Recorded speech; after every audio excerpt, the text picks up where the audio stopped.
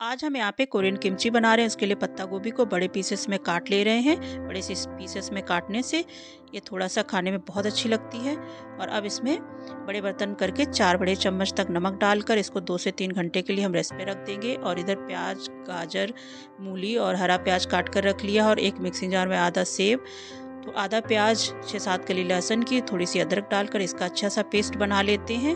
और फिर हमने जो पत्ता गोभी रखी थी उसको हम अच्छे पानी में 2-3 बार धुल लेंगे। और एक बर्तन में हम पानी गर्म करने रखेंगे 1 कप तक। उसमें 2 चम्मच तक चावल का आटा डालकर और 1 चम्मच चीनी डालकर इसको पका के ठंडा कर लेंगे। और ठंडा होने के बाद इसे बड़े बर्तन में डाल देंगे। 2 चम्मच तक कश्मीरी लाल मिर्च, 2 चम्मच तक हम जो चिली फ्लेक्स है उसे डाल देंगे। 1-1 चम्मच तक सोया और विनेगर सॉस डालेंगे। 2 चम्मच तक हम टमाटो सॉस और 2 चम्मच तक तिल डालकर जो गाजर, मूली, प्याज काट कर रखा था उसको मिक्स करने के बाद जो पत्ता गोभी काटी उसे मिक्स कर देंगे।